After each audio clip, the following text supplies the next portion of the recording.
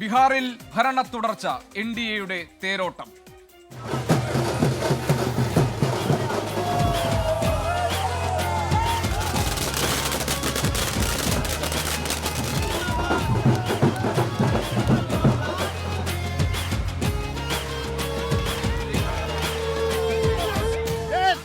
भविष्य अगर उनके साथ है तो कोई माई के लाल नीतीश कुमार को सत्ता से हटाने के लिए अभी बिहार में पैसा नहीं लिया है।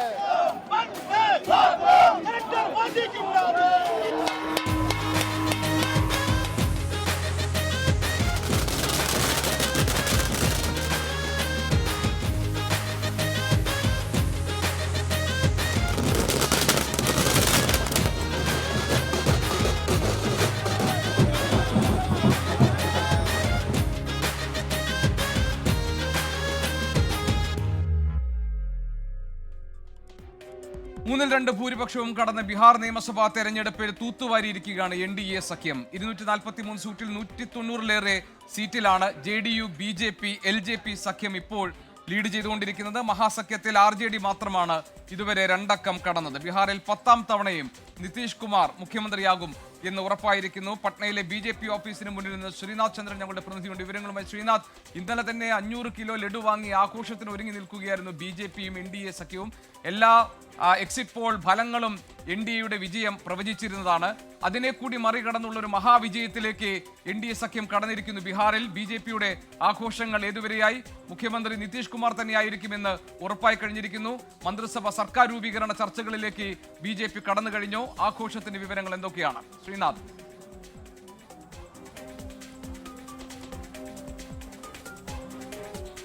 യഥാർത്ഥത്തിൽ ഇന്നിവിടെ ബീഹാറിൽ കാണുന്നത് യഥാർത്ഥത്തിൽ NDA സുനാമി എന്ന് പറയേണ്ടി വരും. അത്ര വലിയ വിജയത്തിലേക്കാണ് NDA പോകുന്നത്. അതിൽ തന്നെ NDAയിൽ മത്സരിച്ച പാർട്ടികളെല്ലാം തന്നെ മികച്ച പ്രകടനം കാഴ്ചവെച്ചു എന്ന് പറയുമ്പോൾ ഒരു തരത്തിൽ പറഞ്ഞാൽ പ്രതിപക്ഷം അക്ഷരാർത്ഥത്തിൽ പൂർണ്ണമായി തകർന്നടിഞ്ഞു. നമ്മൾ താരതമ്യം ചെയ്യുകയാണെങ്കിൽ മഹാരാഷ്ട്ര നിയമസഭാ തെരഞ്ഞെടുപ്പ് സമയത്ത് കണ്ട തരത്തിലുള്ള ഒരു വൻ തിരിച്ചടി പ്രതിപക്ഷത്തിന് ഉണ്ടായിരിക്കുന്നു. ഈ JDUവും BJPയും മാത്രം ചേർന്ന് ഏതാണ്ട് 200-നടുത്ത് സീറ്റ് പിടിച്ചു എന്ന് പറയുമ്പോൾ 243 അംഗ നിയമസഭയിൽ അത് വലിയ ഭൂരിപക്ഷമാണ്. വൻ ഭൂരിപക്ഷത്തിലേക്കാണ് അവർ കുതിക്കുന്നത്. പ്രധാനപ്പെട്ട എല്ലാ നേതാക്കളും അവർക്ക് വേണ്ടി മത്സരത്തിന് രംഗത്ത് നിന്ന് മത്സരിച്ച് വിജയിച്ചു കയറുന്നു. അതേസമയം മറുവശത്താവട്ടെ മഹാസഖ്യത്തിന്റെ മുഖ്യമന്ത്രി സ്ഥാനാർത്ഥിയായ തേജസ്വി യാദവ് പോലും ഇപ്പോൾ വിയർക്കുന്ന കാഴ്ചയാണ്. ഒരു ഘട്ടത്തിൽ അദ്ദേഹം വളരെ പുറകോട്ട് പോകുന്നു. ഇപ്പോൾ പോലും ലീഡ് ചെയ്യുമ്പോൾ പോലും അത് വെറും 300 വോട്ടിന് മാത്രമാണ് അദ്ദേഹത്തിന്റെ ലീഡ്. ഒരുപക്ഷെ 2010-ൽ BJP റാബറി ദേവിയെ പരാജയപ്പെടുത്തിയതുപോലെ സതീഷ് യാദവ് വീണ്ടും ഒരിക്കൽ കൂടി BJPക്ക് വേണ്ടി ഒരു അട്ടിമറി ഈ മണ്ഡലത്തിൽ കാഴ്ചവെച്ചാൽ പോലും അത്ഭുതപ്പെടാനില്ല. തേജസ്വി യാദവ് പരാജയപ്പെട്ടാൽ പോലും അത്ഭുതപ്പെടാൻ കഴിയില്ല എന്ന അവസ്ഥയിലേക്ക് ഈ തെരഞ്ഞെടുപ്പ് കൊണ്ടുചെന്ന് എത്തിച്ചിട്ടുണ്ട്. യഥാർത്ഥത്തിൽ പണ്ട് ഈ ലാലു പ്രസാദ് യാദവിന്റെ ഒരു ശക്തി ഉണ്ടായിരുന്ന കാലത്ത് യഥാർത്ഥത്തിൽ MY ഫാക്ടറായിരുന്നു ബീഹാറിനെ നയിച്ചിരുന്നത്. മുസ്ലിം യാദവ വോട്ടുകളായിരുന്നു യഥാർത്ഥത്തിൽ ആ പാർട്ടിയെ മുന്നോട്ട് നയിച്ചിരുന്നത്. പക്ഷേ 2025-ലേക്ക് ഇപ്പോൾ വരുമ്പോഴേക്കും അത് ME ഫാക്ടറായിട്ടുണ്ട്. മഹിളാ EBC എന്ന ഇക്വേഷനിലേക്ക് മാറിയിട്ടുണ്ട്. സ്ത്രീ വോട്ടർമാരൊപ്പം അതിപിന്നോക്ക അവസ്ഥയിലുള്ള പിന്നോക്ക വിഭാഗങ്ങൾ ഇവരുടെയൊക്കെ വോട്ട് BJPക്കും NDAക്ക് വിശേഷ NDAക്കായി കേന്ദ്രീകരിച്ചു എന്നതാണ് ഈ തെരഞ്ഞെടുപ്പ് ഫലം സൂചിപ്പിക്കുന്നത്. എല്ലാ മേഖലകളിലും BJPയുടെ NDAയുടെ തേരോട്ടം നമ്മൾ കാണുകയാണ്. സീമാഞ്ചൽ മേഖലയിലൊക്കെ സാധാരണ ഈ ഒവൈസിയുടെ പാർട്ടി 2020-ലാണ് അവർ ഒവൈസിയുടെ പാർട്ടി ആ മേഖലയിലേക്ക് വരുന്നത്. അതിനുശേഷമാണ് മഹാസഖ്യത്തിന് മഹാഗഠബന്ധന് അവിടെ തിരിച്ചടി നേരിടുന്നത്. പക്ഷേ ഇത്തവണ ഒവൈസിയുടെ പാർട്ടിക്ക് പോലും സീമാഞ്ചൽ മേഖല എന്തെങ്കിലും ഒന്ന് ചെയ്യാൻ സാധിച്ചില്ല. ജൻസുരാജ് പാർട്ടി ഇത്തവണ യുവാക്കളുടെ വോട്ട് കാര്യമായി പിടിക്കും, അവരൊരു നിർണായക ശക്തിയെ മാറാൻ സാധ്യതയുണ്ടെന്ന് പറഞ്ഞു. പക്ഷേ അവർക്കും കാര്യമായി ഒന്നും ചെയ്യാൻ കഴിഞ്ഞില്ല. ഒരു തരംഗം ആഞ്ഞു വീശി സംസ്ഥാനത്താകെ എന്നതാണ് ഈ തെരഞ്ഞെടുപ്പ് ഫലം സൂചിപ്പിക്കുന്നത്. ഇതിനോടകം തന്നെ കോൺഗ്രസിൻ്റെയൊക്കെ പ്രതികരണം വന്നത് ഈ ജനങ്ങളും ഈ ഇലക്ഷൻ കമ്മീഷനും തമ്മിലുള്ള മത്സരമാണ് യഥാർത്ഥത്തിൽ ഇവിടെ നടന്നത് എന്നതാണ് പവൻ ഖേര അടക്കമുള്ളവർ പങ്കുവയ്ക്കുന്നത്. ഈ തെരഞ്ഞെടുപ്പ് ഫലം ഏതായാലും ഉൾക്കൊള്ളാൻ കഴിയാത്ത വിധമാണ് എന്നത് പ്രതിപക്ഷ നേതാക്കൾ ഒന്നടങ്കം പറയുന്നു.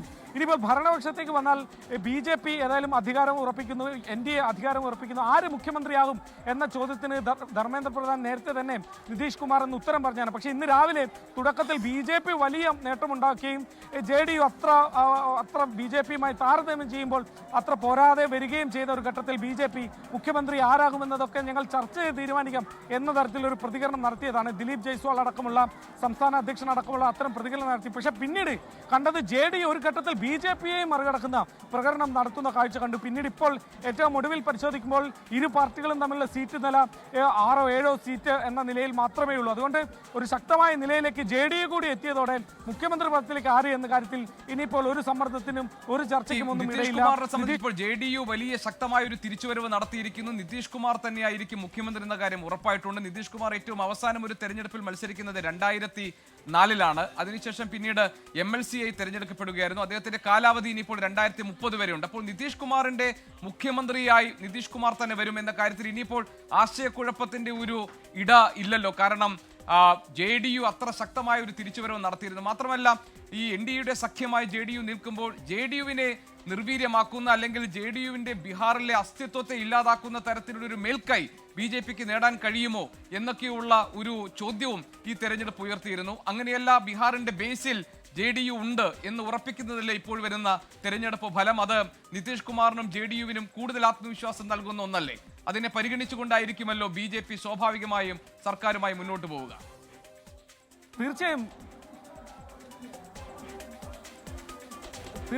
JDU-വിനെ സംബന്ധിച്ചിടത്തോളം, പ്രത്യേകിച്ച് നിതീഷ് കുമാറിനെ സംബന്ധിച്ചിടത്തോളം നിർണായകമായ ഒരു തെരഞ്ഞെടുപ്പ് ഫലമാണ് ഇന്നിപ്പോൾ പുറത്തു വരുന്നത്. നമുക്കറിയാം 2015-ലെ 2020-ലെ ഒക്കെ അവരുടെ സീറ്റ് നില പരിശോധിക്കുമ്പോൾ ഓരോ തവണയും സീറ്റ് നില താഴേക്ക് വന്നു. പിന്നീട് വിലപേശിക്കൊണ്ട് മുഖ്യമന്ത്രി സ്ഥാനം പിടിച്ചെടുക്കുന്ന തരത്തിലേക്ക് അവരുടെ രാഷ്ട്രീയം മാറിയിരുന്നു. പക്ഷേ ഇത്തവണ വീണ്ടും ഒരിക്കൽ കൂടി അങ്ങനെ ഒരു സാഹചര്യം വരികയാണെങ്കിൽ മന്ത്രിസഭയിൽ മുഖ്യമന്ത്രി സ്ഥാനം കിട്ടിയാൽ പോലും മന്ത്രിസഭയിലെ മറ്റ് അംഗങ്ങളുടെ കാര്യത്തിലൊക്കെ വലിയ വിട്ടുവീഴ്ച അവർക്ക് ചെയ്യേണ്ടി വരുമായിരുന്നു. കാരണം ഇപ്പോഴുള്ള മന്ത്രിസഭയിൽ പോലും നമുക്കറിയാം ഇടവും വലവും BJP-യുടെ 2 ഉപമുഖ്യമന്ത്രിമാരെ നിർത്തിക്കൊണ്ടാണ് നിതീഷ് കുമാർ മുഖ്യമന്ത്രിയെ ഇരിക്കുന്നത്. അതുകൊണ്ട് നിതീഷിന് മുകളിൽ വലിയൊരു ശക്തിയായി മാറാൻ BJP-ക്ക് അധികാര തലത്തിൽ കഴിയുന്നുണ്ടായിരുന്നു. അത്തരമൊരു സാഹചര്യം ഒഴിവാക്കി കിട്ടാൻ നിതീഷിനെ ഈ ഒരു തെരഞ്ഞെടുപ്പ് ഫലം സഹായിക്കുമെന്ന കാര്യത്തിൽ യാതൊരു സംശയവുമില്ല. ഇനിയിപ്പോൾ മുഖ്യമന്ത്രി എന്നതിനേക്കാൾ അപ്പുറത്തേക്ക് മന്ത്രിസഭയുടെ ഘടന എന്നതിനെ കുറിച്ചുള്ള ചർച്ചകളാകും. ഉപമുഖ്യമന്ത്രിമാർ 2 പേർ വേണമെന്ന BJP-യുടെ ആവശ്യത്തിന് JDU എത്ര വഴങ്ങും എന്ന കാര്യത്തിലൊക്കെ നമ്മൾ കണ്ടറിയേണ്ടി വരും. JDU-ന് അത്രയധികം ഒരു വിലപേശൽ ശക്തി കൂടുതലായി ഈ തെരഞ്ഞെടുപ്പ് ഫലം നൽകി എന്ന കാര്യത്തിൽ യാതൊരു സംശയവുമില്ല.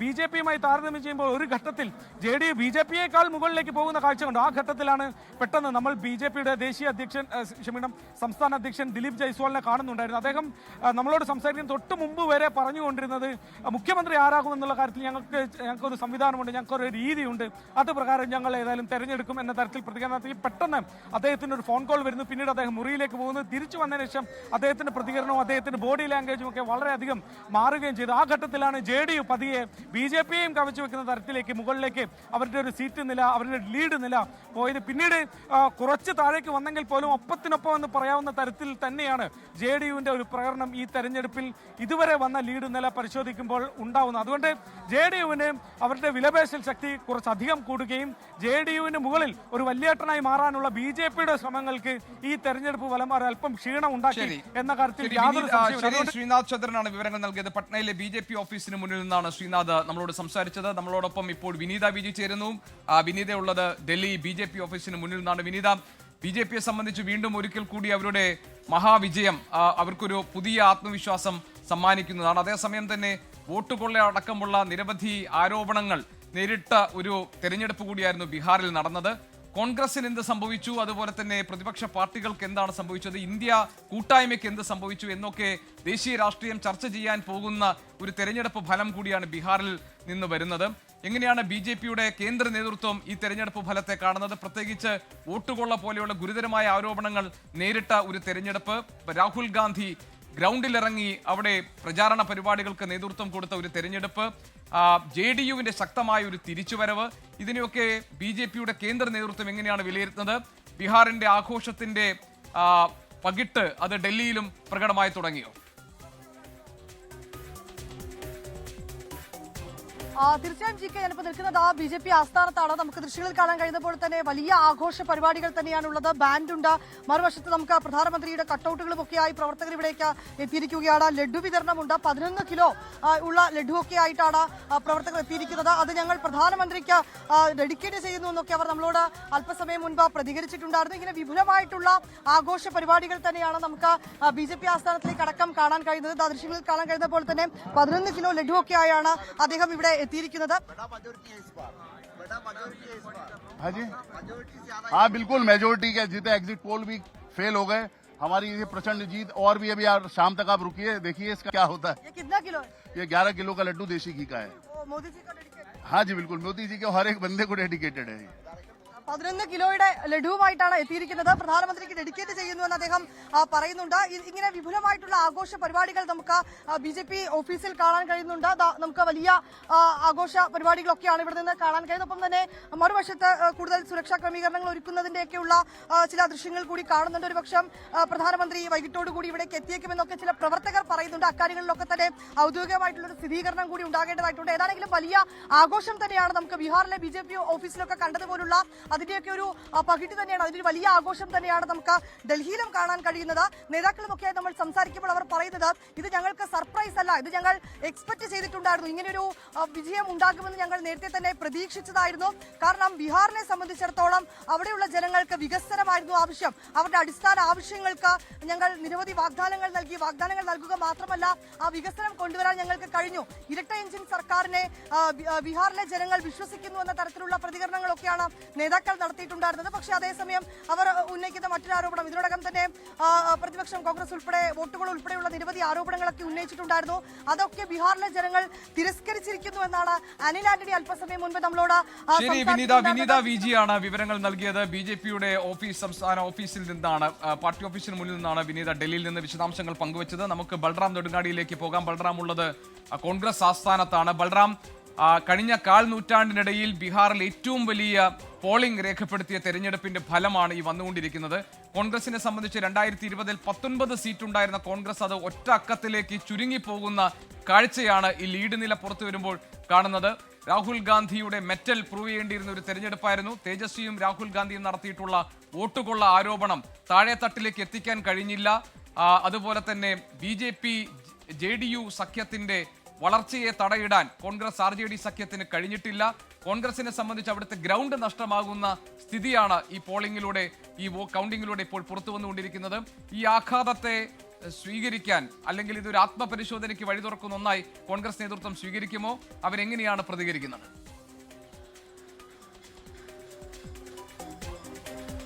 GK, ഞാനിപ്പോൾ ഉള്ളത് കോൺഗ്രസിന്റെ പുതിയ ദേശീയ ആസ്ഥാനമായ ഇന്ദിരാഭവന് മുന്നിലാണ്. നമുക്ക് ദൃശ്യങ്ങളിൽ കാണാം, ഏതാണ്ട് ശോകമൂഖം തന്നെയാണ്. ഒറ്റ നേതാവ് പോലും ഇവിടെ എത്തിയിട്ടില്ല.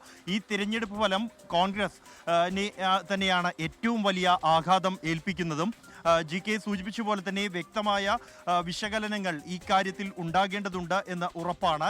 കാരണം ബീഹാറിന്റെ ചരിത്രത്തിൽ ഏറ്റവും വലിയ തകർച്ചയാണ് കോൺഗ്രസ് ഇത്തവണ നേരിട്ടിരിക്കുന്നത്. നേരത്തെ 2010 കോൺഗ്രസ് 4 സീറ്റുകൾ മാത്രം ലഭിച്ച് ചരിത്രത്തിൽ ഏറ്റവും വലിയ തകർച്ച ബീഹാറിൽ നേരിട്ടത്. അതിന് സമാനമായി 4 സീറ്റുകളിൽ മാത്രമാണ് കോൺഗ്രസ് ഇപ്പോൾ ലീഡ് ചെയ്യുന്നത് എന്നുള്ളതാണ് സാഹചര്യം. ഇതിൽ തുടക്കം മുതൽ തന്നെ കോൺഗ്രസ് സ്വീകരിച്ച സമീപനങ്ങൾ, കോൺഗ്രസ് നിശ്ചയിച്ച അജണ്ട എന്നിവ എത്രത്തോളം വിജയിച്ചു എന്നുള്ളത് വിശകലന വിധേയമാക്കേണ്ടതുണ്ട്.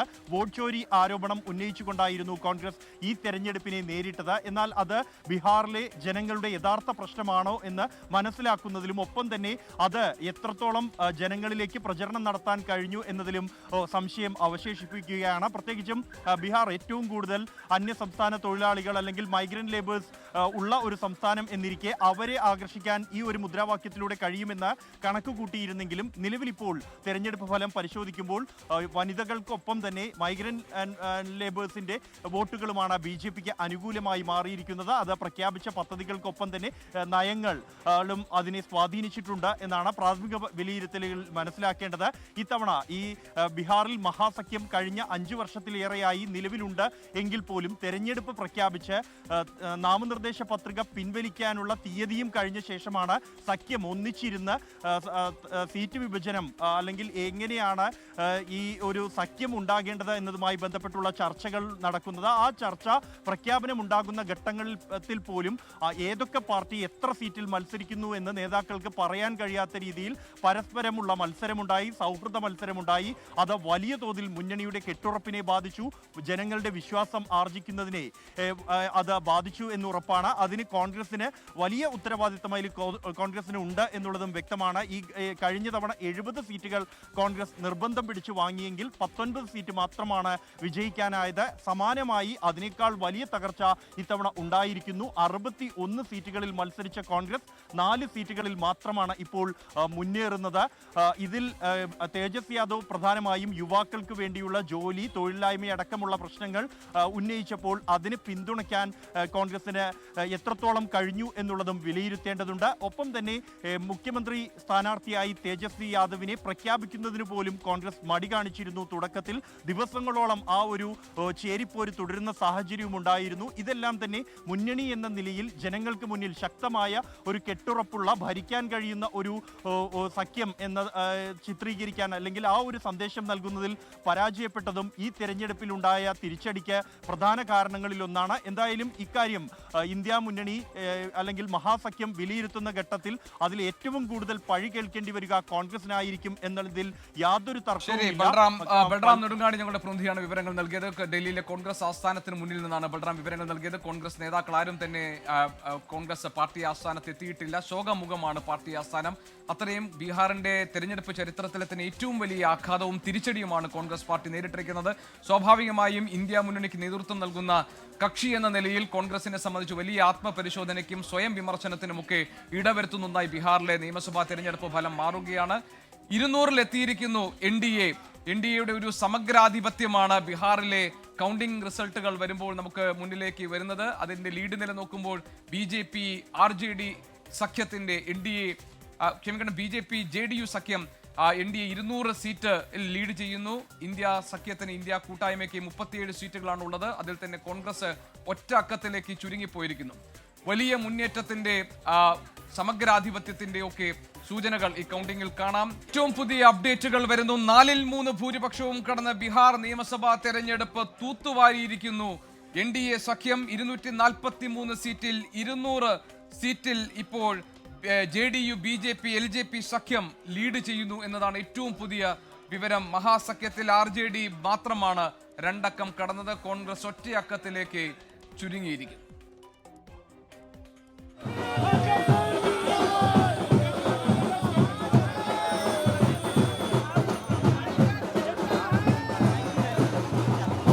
ബീഹാറിൽ മോദി നിതീഷ് മാജിക്.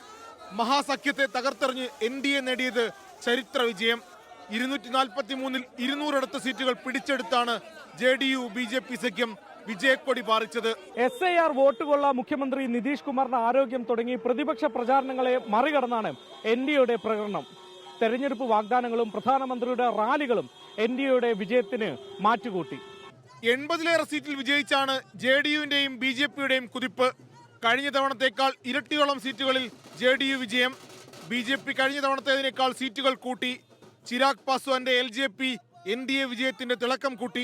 കഴിഞ്ഞ തവണ ഒറ്റ സീറ്റിലൊതുങ്ങിയ LJPക്ക് 20-ലേറെ സീറ്റിൽ ജയം. രാഹുൽ ഗാന്ധിയും തേജസ്വി യാദവും ഒന്നിച്ചിറങ്ങിയിട്ടും മഹാസഖ്യത്തിന്റെ തോൽവിയുടെ ആഘാതം കുറയ്ക്കാൻ കഴിഞ്ഞില്ല. ഇത്തവണയും ദയനീയ പ്രകടനം. രാഹുൽ ഗാന്ധിയും തേജസ്വി യാദവും കൈകോർത്ത് നടത്തിയ വോട്ടധികാർ യാത്ര തെരഞ്ഞെടുപ്പിൽ അനുകൂലമാകുമെന്ന മഹാസഖ്യത്തിന്റെ സ്വപ്നം തകർന്നടിഞ്ഞു. NDAക്ക് ഇരട്ടിയിലേറെ സീറ്റുകൾ കുറഞ്ഞു. 60 സീറ്റിൽ മത്സരിച്ചെങ്കിലും 2 അക്കം പോലും കടക്കാനാകാതെയാണ് കോൺഗ്രസിന്റെ പതനം. കഴിഞ്ഞ തവണ 5 സീറ്റ് നേടിയ അസദുദ്ദീൻ ഒവൈസിയുടെ AIMIMനും തെരഞ്ഞെടുപ്പ് തന്ത്രജ്ഞൻ പ്രശാന്ത് കിഷോറിന്റെ ജൻ സുരാജ് പാർട്ടിക്കും അത്ഭുതങ്ങൾ സൃഷ്ടിക്കാനായില്ല. ബീഹാറിൽ നിതീഷ് കുമാർ യുഗം തുടരും.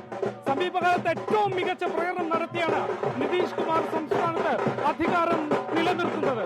പട്നയിലെ JDU ആസ്ഥാനത്തിന് മുന്നിൽ നിന്നും വരുൺ വടശ്ശേരിക്കൊപ്പം ശ്രീനാഥ് ചന്ദ്രൻ, 24. മുഖ്യമന്ത്രിയുടെ മഹിളാ റോസ്ഗാർ പദ്ധതി ഉൾപ്പെടെ NDAയുടെ വലിയ വിജയത്തിന് കാരണമായി. RJDയുടെയും മഹാസഖ്യത്തിന്റെയും സ്വാധീന മേഖലകളിലും NDAയുടെ മുന്നേറ്റമാണ് നമ്മൾ കണ്ടത്. റെക്കോർഡ് പോളിംഗ് ശതമാനവും NDAക്ക് അനുകൂലമായി. കഴിഞ്ഞ തവണത്തതിനേക്കാൾ 10% ഈ തെരഞ്ഞെടുപ്പിൽ പോളിംഗ് ശതമാനം കൂടിയത്. സ്ത്രീകളിൽ 71% പേർ വോട്ട് രേഖപ്പെടുത്തി. ഇത് NDAയെ തുണച്ചു. മുഖ്യമന്ത്രി മഹിളാ റോസ്റ്റർ പദ്ധതിയിലൂടെ 10,000 രൂപ വീതം ഓരോ സ്ത്രീയുടെയും അക്കൗണ്ടിലേക്ക് നിക്ഷേപിച്ച നീക്കം ഫലം കണ്ടു. ഓരോ കുടുംബത്തിലും സർക്കാർ ജോലി, സ്ത്രീകൾക്ക് പ്രതിമാസം 2,500 രൂപ തുടങ്ങി തേജസ്വി യാദവിന്റെ വാഗ്ദാനത്തെക്കാൾ ബീഹാർ ജനത വിശ്വസിച്ചത് ഡബിൾ എഞ്ചിൻ സർക്കാരിനെ. ഭോജ്പുരി മേഖല മഹാസഖ്യത്തെ കൈവിട്ടു. 21 സീറ്റാണ് ഈ മേഖലയിൽ നഷ്ടം. തിർഹത്ത്, മഗധ് മേഖലകളിലും മഹാസഖ്യത്തിന് തകർച്ച. സീമാഞ്ചൽ മേഖലയിൽ മാത്രമാണ് മഹാസഖ്യത്തിന് പിടിച്ചു നിൽക്കാനായത്. ഗ്രാമങ്ങളിലും നഗരങ്ങളിലും NDA മുന്നേറി. പിന്നാക്ക, അതിപിന്നാക്ക മേഖലകളിൽ NDAയ്ക്ക് വൻ മുന്നേറ്റം. RJDയുടെ പരമ്പരാഗത കോട്ടകളിൽ NDA സഖ്യം കടന്നുകയറി. 40ഓളം മുസ്ലിം സ്വാധീന സീറ്റുകളിൽ NDAയും മഹാസഖ്യവും ഒപ്പത്തിനൊപ്പം. യാദവ ബെൽറ്റുകളിലെ NDA കുതിപ്പ് RJDയുടെ ചങ്കിടിപ്പേറ്റുന്നതാണ്. Election desk 24. ബീഹാറിൽ തെരഞ്ഞെടുപ്പ് ചിത്രം തെളിഞ്ഞതോടെ പ്രധാന പ്രതിപക്ഷ പാർട്ടികളായ RJDയുടെയും കോൺഗ്രസിന്റെയും നില കൂടുതൽ പരുങ്ങലിലായി. തീർത്തും അപ്രതീക്ഷിതമായ തിരിച്ചടിയാണ് ഇരു കക്ഷികൾക്കും ഈ തെരഞ്ഞെടുപ്പ് ഫലം വന്നപ്പോൾ നേരിടേണ്ടി വന്നത്. മഹാസഖ്യത്തിന്റെ ഭാവി തന്നെ ഇതോടെ തുലാസിലായിരിക്കും. ജാതി വോട്ടുകൾ ലക്ഷ്യമിട്ടുള്ള മുന്നണി രൂപീകരണം, ദുർബലരായ സ്ഥാനാർത്ഥികൾ, താഴേക്കിടയിൽ സ്വാധീനം ചെലുത്താതിരുന്ന പ്രചാരണ പരിപാടികൾ, മുന്നണിക്കുള്ളിലെ അസ്വാരസ്യങ്ങൾ തുടങ്ങി ഒട്ടേറെ ഘടകങ്ങളാണ് ഇത്രയും വലിയ തിരിച്ചടിക്ക് കാരണമെന്നാണ് പ്രാഥമിക വിലയിരുത്തൽ. കോൺഗ്രസും RJDയും തമ്മിലുള്ള സഖ്യം വേർപിരിയുന്നതിലേക്കാണ് തെരഞ്ഞെടുപ്പ് ഫലം കൊണ്ടെത്തിക്കുന്നത് എന്ന് കരുതുന്നവരും ഉണ്ട്. നിതീഷ് കുമാറിന്റെ ജനസമ്മതി, പ്രത്യേകിച്ചും സ്ത്രീ വോട്ടർമാർക്കിടയിൽ ചെലുത്തിയ സ്വാധീനം മറികടക്കാൻ തൽക്കാലം ബീഹാറിൽ പ്രതിപക്ഷത്തിന് ഒരു ഫോർമുലയും ഇല്ല എന്നതാണ് യാഥാർത്ഥ്യം. ഏറ്റവും വലിയ ഒറ്റക്കക്ഷി എന്ന നിലയിൽ നിന്ന് RJD കൂപ്പുകുത്തുന്ന കാഴ്ചയാണ് ഈ തിരഞ്ഞെടുപ്പിൽ ദൃശ്യമായത്. കോൺഗ്രസിന് നാമമാത്രമായ സീറ്റുകളെ നേടാനായുള്ളൂ എന്നതിനാൽ മുന്നണി സമവാക്യങ്ങളിൽ കാര്യമായ മാറ്റങ്ങൾ വരുത്തേണ്ടി വരും. മഹാസഖ്യത്തിലെ ജൂനിയർ സഖ്യകക്ഷിയായി ഒതുങ്ങിക്കൂടാൻ കോൺഗ്രസ് തയ്യാറാകുമോ എന്നതാണ് വലിയ ചോദ്യം. പരസ്പരം ബഹുമാനമോ വിശ്വാസമോ ഇല്ലാത്ത രണ്ട് കക്ഷികളുടെ സഖ്യം തീർത്തും ദുർബലമാണെന്ന് ബീഹാറിലെ വോട്ടേഴ്സ് തിരിച്ചറിഞ്ഞതാണ് ഇത്രയും വലിയ തിരിച്ചടിക്ക് കാരണമെന്ന് വ്യക്തം. തേജസ്വി യാദവിന് ബീഹാറിൽ ഒരു തിരിച്ചുവരവ് നടത്താനുള്ള സാഹചര്യം കോൺഗ്രസ് ആണ് നഷ്ടപ്പെടുത്തിയതെന്ന് RJDയിലെ പല മുതിർന്ന നേതാക്കളും ആരോപിച്ചു തുടങ്ങി. ദേശീയ തലത്തിലും ഇന്ത്യ സഖ്യത്തിന്റെ ഭാവി തുലാസിലാവുന്ന സാഹചര്യത്തെ എങ്ങനെ നേരിടും എന്നത് കാത്തിരുന്നു കാണാം. വോട്ട് ചോരി പ്രചാരണങ്ങൾ വോട്ടേഴ്സിൽ സ്വാധീനം ചെലുത്തുന്നില്ല എന്നതിനാൽ രാഹുൽ ഗാന്ധിക്ക് പുതിയ രാഷ്ട്രീയ കരുനീക്കങ്ങൾ കണ്ടെത്തേണ്ടിയും വരും. Research desk 24. 243 സീറ്റുകളുള്ള ബീഹാറിൽ നിയമസഭാ തെരഞ്ഞെടുപ്പ് ലീഡ് നില വരുമ്പോൾ 200 സീറ്റിൽ NDA സമഗ്രാധിപത്യത്തോടുകൂടി വിജയം ഉറപ്പിച്ചിരിക്കുന്നു. 37 സീറ്റിലാണ് RJDയും അതോടൊപ്പം തന്നെ കോൺഗ്രസും അടങ്ങുന്ന മഹാസഖ്യത്തിന് ലഭിച്ചിരിക്കുന്നത്. കനത്ത തിരിച്ചടി നേരിട്ടിരിക്കുകയാണ് മഹാസഖ്യം. ബീഹാറിൽ ഏറ്റവും പുതിയ ലീഡ് നില പ്രേക്ഷകർക്ക് കാണാൻ കഴിയുന്നുണ്ട്. ഇനി ബീഹാർ നിയമസഭാ തെരഞ്ഞെടുപ്പിൽ ഇടതുപക്ഷ പാർട്ടികൾക്ക് കനത്ത തിരിച്ചടി. മത്സരിച്ച 33 സീറ്റുകളിൽ ഏതാനും സീറ്റുകളിൽ മാത്രമാണ് ഇടതു പാർട്ടികൾക്ക് മുന്നേറാനായിട്ടുള്ളത്. 2020 തിരഞ്ഞെടുപ്പിൽ മഹാസഖ്യത്തിന്റെ ഭാഗമായി ശ്രദ്ധേയമായ വിജയം നേടിയതിന് ശേഷം ഇപ്പോഴത്തെ തിരിച്ചടി ഇടതുപക്ഷത്തെ സംബന്ധിച്ച് വലിയ വെല്ലുവിളി ഉയർത്തുന്നതാണ്. കഴിഞ്ഞ തെരഞ്ഞെടുപ്പിൽ മഹാസഖ്യത്തിന്റെ ഭാഗമായി മത്സരിച്ച ഇടതുപക്ഷം കാഴ്ചവെച്ചത് മികച്ച പ്രകടനം. മൊത്തം മത്സരിച്ച സീറ്റുകളിൽ 29 സീറ്റുകളിൽ 16 ജയിച്ചു. 55% അന്നത്തെ സ്ട്രൈക്ക് റേറ്റ്. CPIML ലിബറേഷൻ ആകെയുള്ള 19 സീറ്റുകളിൽ 12 വിജയിച്ച അന്ന് ശ്രദ്ധേയ പ്രകടനമാണ് കാഴ്ചവെച്ചത്. ഈ വിജയം മഹാസഖ്യത്തിന് 110 സീറ്റുകൾ നേടുന്നതിലും നിർണായകമായിരുന്നു. എന്നാൽ ഇത്തവണത്തെ തിരഞ്ഞെടുപ്പിൽ ഇടതുപക്ഷം നേരിട്ടത് കനത്ത തിരിച്ചടി. ജാതി രാഷ്ട്രീയത്തിന്റെ സ്വാധീനവും NDAയുടെ ശക്തമായ പ്രകടനവും മറ്റ് പ്രാദേശിക പാർട്ടികളുമായുള്ള സീറ്റ് വിഭജനത്തിലെ പ്രശ്നങ്ങളുമെല്ലാം 2020 പ്രകടനം ആവർത്തിക്കുന്നതിൽ നിന്ന് ഇടതുപക്ഷത്തെ തടഞ്ഞതായാണ് പൊതുവെയുള്ള വിലയിരുത്തൽ. അന്ന് CPIMും CPIയും 2 വീതം സീറ്റുകളിലും ജയിച്ചു. എന്നാൽ ഇത്തവണ ഇടതു പാർട്ടികൾ 33 സീറ്റുകളിൽ മത്സരിച്ചെങ്കിലും ഏതാനും സീറ്റുകളിൽ മാത്രമേ മുന്നേറാനായുള്ളൂ.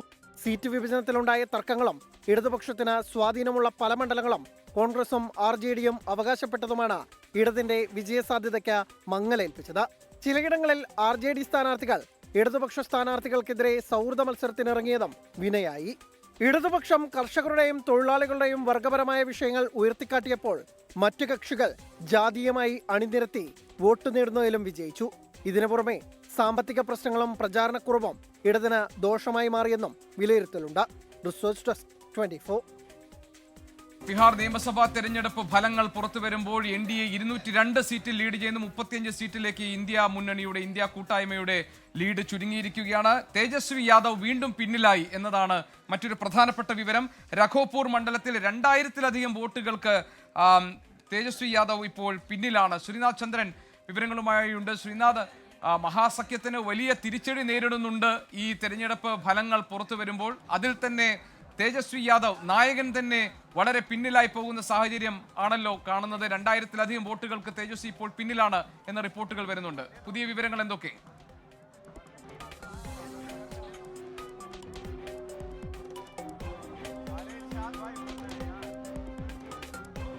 മഹാസഖ്യത്തിനെ സംബന്ധിച്ചിടത്തോളം അവരുടെ തകർച്ച അത് ഏതാണ്ട് സമ്പൂർണ്ണമെന്ന് പറയാൻ കഴിയും. അവരുടെ മുഖ്യമന്ത്രി സ്ഥാനാർത്ഥി പോലും ഇപ്പോൾ വിജയിക്കാൻ കഴിയാതെ പോകുന്ന ഒരു നിലയിലാണ് അദ്ദേഹം പിന്നിൽ നിൽക്കുന്നു രാഘോപൂരിൽ എന്നത് അവരെ സംബന്ധിച്ചിടത്തോളം വലിയ തിരിച്ചടി സൂചിപ്പിക്കുന്നുണ്ട്. നമുക്കറിയാം 2010 ഇതേ മണ്ഡലത്തിൽ റാബറി ദേവി ഈ തേജസ്വി യാദവിന്റെ മാതാവ് പരാജയപ്പെട്ടതാണ്. അന്ന് പരാജയപ്പെടുത്തിയ സതീഷ് കുമാർ യാദവാണ് BJP ഇവിടെ സ്ഥാനാർത്ഥിയാക്കി വെച്ചിട്ടുള്ളത്. അതേ സതീഷ് കുമാർ യാദവ് ഇപ്പോൾ തേജസ്വി യാദവിനെ ഒരുപക്ഷെ പരാജയപ്പെടുത്തിയേക്കാം എന്ന നിലയിലേക്ക് കാര്യങ്ങൾ എത്തുകയാണ്. ഏതായാലും ഇപ്പോൾ BJP ഓഫീസിന് മുന്നിൽ ഇപ്പോൾ കാണുന്ന കാഴ്ചകളൊന്ന്, ഇവിടെ ഇപ്പോൾ JDU-യുടെ പാർട്ടിയുടെ പ്രവർത്തകർ ഇപ്പോൾ BJP ഓഫീസിലേക്ക് വന്നിട്ടുണ്ട്. അവർ ഈ ആഘോഷങ്ങളിൽ ഒരുമിച്ചുള്ള ആഘോഷങ്ങളിലേക്ക് കടക്കുന്നു എന്നതാണ് നമുക്ക് മനസ്സിലാക്കാൻ കഴിയും. ഞാനിപ്പോൾ ഉള്ളത് BJP-യുടെ സംസ്ഥാന കമ്മിറ്റി ഓഫീസിലാണ്. ഇതിനകത്തേക്കാണ് JDU പ്രവർത്തകർ കൂടി മുദ്രാവാക്യം വിളിച്ചെത്തി അവർ ആഘോഷ പരിപാടികളൊക്കെ തന്നെ ഇപ്പോൾ നടത്തുകയും ചെയ്യുന്നത്. 200-ന് മുകളിലേക്ക് ഒരു ഭൂരിപക്ഷം, ഒരു ലീഡ് ഇപ്പോൾ NDAക്ക് കിട്ടുന്നു എന്ന് പറയുമ്പോൾ അത് അവരെ സംബന്ധിച്ചിടത്തോളം വലിയ വിജയമാണ്. ഒരു സമ്പൂർണ്ണമായി തൂത്തുവാരൽ എന്ന് വിളിക്കാൻ കഴിയുന്ന തരത്തിലേക്ക് ആ വിജയം മാറി എന്നത് തന്നെയാണ് സൂചിപ്പിക്കുന്നത്. മുൻകാലങ്ങളിൽ യാദവ മുസ്ലിം വോട്ട് ബാങ്കായിരുന്നു യഥാർത്ഥത്തിൽ RJDയെ പിന്തുണച്ചതെങ്കിൽ ഈ ഘട്ടത്തിലാവുമ്പോഴേക്കും 2025 ആവുമ്പോഴേക്കും ആ ഒരു വോട്ട് ബാങ്കിന് പുറത്തേക്ക് വരാൻ അവർക്ക് കഴിയുന്നില്ല. മാത്രമല്ല മഹിളകൾ, പിന്നോക്ക വിഭാഗങ്ങൾ, EBC-കളൊക്കെ തന്നെ കൂടുതലായി നിതീഷ് കുമാറിനും NDAക്കും അനുകൂലമായി വോട്ട് ചെയ്തു. യുവാക്കൾ ഏതാണ്ട് 18-നും 29-നും വയസ്സുള്ള 23% പേർ യുവാക്കൾ സംസ്ഥാനത്തുണ്ട് എന്നതാണ്. അവരുടെ വോട്ടും കൂട്ടമായി തന്നെ നിതീഷ് കുമാറിനും ഒപ്പം NDAക്കും കിട്ടി എന്നതാണ് നിലവിലെ ഈ ലീഡ് നില പരിശോധിക്കുമ്പോൾ നമുക്ക് മനസ്സിലാക്കാൻ കഴിയുന്നത്. ഏതെങ്കിലും ഒരു മേഖല തിരിച്ച് ഒരു മുന്നേറ്റം എന്ന് പറയാൻ കഴിയില്ല. സംസ്ഥാനത്തൊട്ടാകെ ഏതാണ്ട് എല്ലാ മേഖലയും, സീമാഞ്ചൽ മേഖല, ഒപ്പം തന്നെ മഗധ മേഖല, അങ്ങനെയുള്ള ചമ്പാരൻ അടക്കമുള്ള എല്ലാ മേഖലകളിലും NDAക്ക് വലിയൊരു ലീഡ് നേടാൻ കഴിയുന്നു എന്നത് തന്നെയാണ് ഇപ്പോഴത്തെ ഒരു സാഹചര്യം. ഞാനിപ്പോൾ നിൽക്കുന്നത് BJP ഓഫീസിന് മുന്നിൽ ഒരു രഥം, ഒരു നമോ രഥം ഈ തെരഞ്ഞെടുപ്പ് കാലത്ത് സംസ്ഥാനത്ത് അങ്ങോളം ഇങ്ങോളം സഞ്ചരിച്ച ഒരു രഥമാണ്. അതിൽ BJP പ്രവർത്തകനായ ഫൂൽ സിംഗ് ആണ് ഈ രഥവുമായി സംസ്ഥാനത്തൊട്ടാകെ കറങ്ങി നടന്നത്. ആ ഫൂൽ സിംഗ് ആണ് ആ വാഹനത്തിൽ ഇരിക്കുന്നത്. അദ്ദേഹം ഈ ആഘോഷ പരിപാടികളിൽ പങ്കെടുക്കാൻ വേണ്ടി സംസ്ഥാന കമ്മിറ്റി ഓഫീസിലേക്ക് എത്തിയതുമാണ്. വേണമെങ്കിൽ നമുക്ക് ഫൂൽ സിംഗിന്റെ ഒരു പ്രതികരണം കൂടി തേടാം. അദ്ദേഹത്തിന് എത്രത്തോളം ഒരു സന്തോഷമുണ്ട് എന്നുള്ളത്.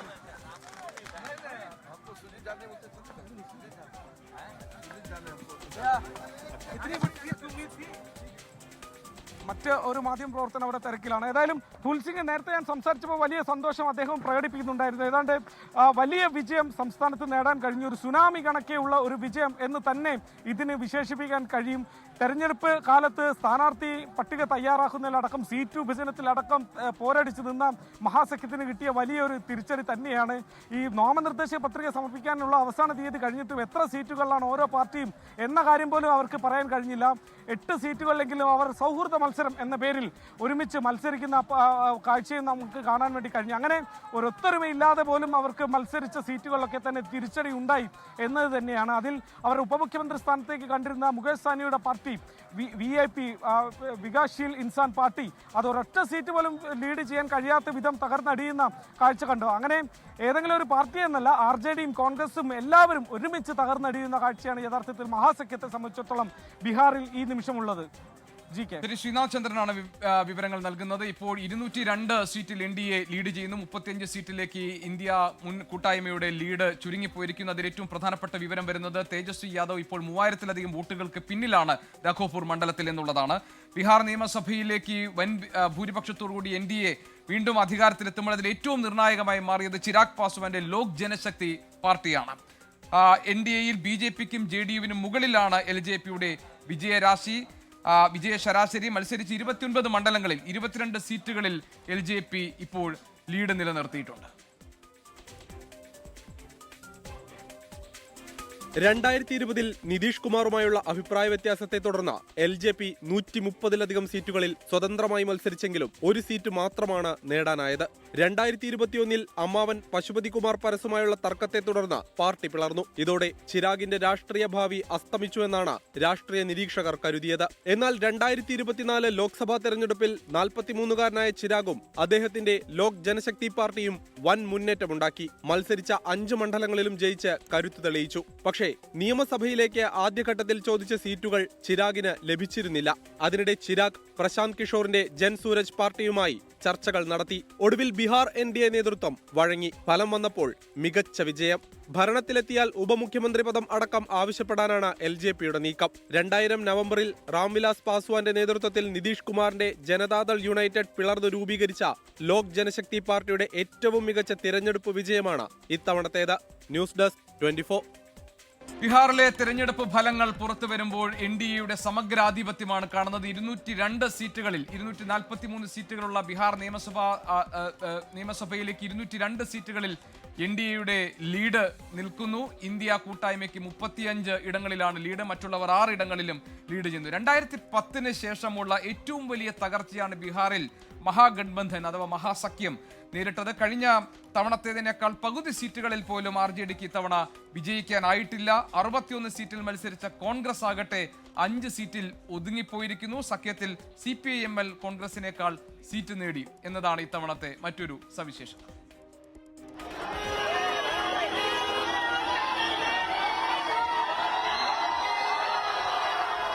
വോട്ടുകൊള്ളയ്ക്കെതിരെ ലോക്സഭാ പ്രതിപക്ഷ നേതാവ് രാഹുൽ ഗാന്ധി ബീഹാറിൽ നടത്തിയ വോട്ടറധികാർ യാത്ര മഹാസഖ്യത്തിന്റെ തിരഞ്ഞെടുപ്പ് പ്രചാരണത്തിന് തുടക്കം തന്നെയായിരുന്നു. തേജസ്വി യാദവ് ഉൾപ്പെടെ നേതാക്കൾ രാഹുലിനൊപ്പം കൈകോർത്ത 1300 കിലോമീറ്റർ യാത്ര, 20 ജില്ലകൾ പ്രതിപക്ഷത്തിന്റെ പ്രതീക്ഷയേറി. എന്നാൽ സീറ്റ് വിഭജനമായപ്പോൾ മഹാസഖ്യത്തിൽ പതിവ് കല്ലുകടി. സൗഹൃദ മത്സരം എന്ന നിലയിൽ 12 സീറ്റുകളിലാണ് സഖ്യത്തിലെ പാർട്ടികൾ പരസ്പരം ഏറ്റുമുട്ടിയത്. ഇതിൽ സികാന്ദ്ര, കർഹാഗർ മണ്ഡലങ്ങളിലൊഴികെ NDAക്ക് അനായാസ ജയം. കഴിഞ്ഞ തവണ 70-ൽ 19 മാത്രം ജയിച്ച കോൺഗ്രസിന് ഇക്കുറി ആഘാതം ഇരട്ടിയായി. 61 സീറ്റിൽ മത്സരിച്ച കോൺഗ്രസ് 2 അക്കം പോലും കടന്നില്ല. 2010-ലെ തകർച്ചയ്ക്ക് സമാനമാണ് RJDയുടെയും കോൺഗ്രസിന്റെയും പ്രകടനം. മഹാസഖ്യം പാർട്ടികളിൽ സ്ട്രൈക്ക് റേറ്റ് കൂടുതൽ RJDക്കാണ്, 20%, കോൺഗ്രസിന് 8% മാത്രം. അതേസമയം BJPക്ക് 90-നടുത്തും JDUവിന് 80%വും LJPക്ക് 75%വുമാണ് സ്ട്രൈക്ക് റേറ്റ്. 24 പാട്ന. 3-2 ഭൂരിപക്ഷത്തോടെ NDA സഖ്യം ബീഹാറിൽ അധികാരത്തിലെത്തുമ്പോൾ സംസ്ഥാനത്ത് ഏറ്റവും വലിയ ഒറ്റക്കക്ഷിയാകുകയാണ് BJP. ഈ സ്വപ്നം കൂടി BJPയെ സഫലമാകുകയാണ്. കഴിഞ്ഞ തവണ ഏറ്റവും വലിയ ഒറ്റക്കക്ഷിയായ RJD ഏറെ പിന്നാക്കം പോയിരിക്കുന്നു. ഇത്തവണ 2 അക്കം തികക്കാതെ കോൺഗ്രസ് ബീഹാറിൽ തകർന്നടിയുന്ന കാഴ്ചയാണ് നമ്മൾ കാണുന്നത്. ബീഹാറിന് ശേഷം ബംഗാളാണ് ഇനി എന്നതാണ് BJPയുടെ പ്രഖ്യാപനം.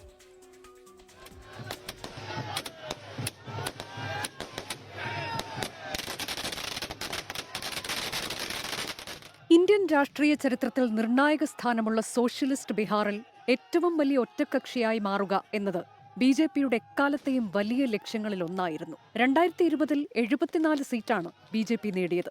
75 സീറ്റ് നേടിയ RJD ഏറ്റവും വലിയ ഒറ്റക്കക്ഷിയായി. ഇരട്ട എഞ്ചിൻ സർക്കാരിന് ദൗത്യവുമായി എത്തിയ പ്രധാനമന്ത്രി നരേന്ദ്രമോദി ഉൾപ്പെടെയുള്ള നേതാക്കളുടെ പ്രചാരണം ബീഹാറിൽ ഫലം കണ്ടു. മോദി ഇഫക്റ്റ് ബീഹാറിലും BJPക്ക് മേൽക്കൈ നൽകിയെന്നാണ് വിലയിരുത്തൽ. BJP ഏറ്റവും വലിയ ഒറ്റക്കക്ഷിയാകുമെന്ന എക്സിറ്റ് പോൾ ഫലം യാഥാർത്ഥ്യമായി. ഹിന്ദു മുന്നാക്ക വോട്ടുകളുടെ ഏകീകരണം ഉൾപ്പെടെ BJPക്ക് ഗുണം ചെയ്തു. 2020-ൽ 43 സീറ്റ് മാത്രമാണ് JDU നേടിയതെങ്കിലും നിതീഷ് കുമാറിനെ മുഖ്യമന്ത്രിയാക്കാൻ BJP സമ്മതം മൂളി. സുശീൽ കുമാർ മോദിയെപ്പോലെ ജനസമ്മതിയുള്ള നേതാക്കളുടെ അഭാവം തിരിച്ചടിയാകാതിരിക്കാൻ പ്രധാനമന്ത്രി നരേന്ദ്രമോദി ഉൾപ്പെടെയുള്ള മുതിർന്ന ദേശീയ നേതാക്കളുടെ പ്രചാരണ പ്രവർത്തനങ്ങൾ BJPയെ തുണച്ചു. തുടക്കത്തിൽ നിതീഷ് കുമാറിനെ ഉയർത്തിക്കാട്ടാൻ BJP തയ്യാറായിരുന്നില്ലെങ്കിലും നിതീഷ് ഫാക്ടർ നേട്ടമാകുമെന്ന വിലയിരുത്തലിൽ BJP എത്തിച്ചേർന്നു. നിതീഷ് കുമാർ തന്നെയാകും മുഖ്യമന്ത്രി എന്നുറപ്പിച്ചു പറയാൻ BJP തയ്യാറായി. ഒഡീഷ, ബീഹാർ, ബംഗാൾ എന്നീ സംസ്ഥാനങ്ങളിൽ മേൽക്കൈ നേടുക എന്നത് BJPയുടെ വലിയ ലക്ഷ്യമാണ്. ഒഡീഷയിൽ ഇതാദ്യമായി ഭരണം പിടിച്ച BJP ഇപ്പോൾ ബീഹാറിലെ ഏറ്റവും വലിയ പാർട്ടിയായി. ഇനി ബംഗാളാണ് അടുത്ത ഊഴം. News desk 24.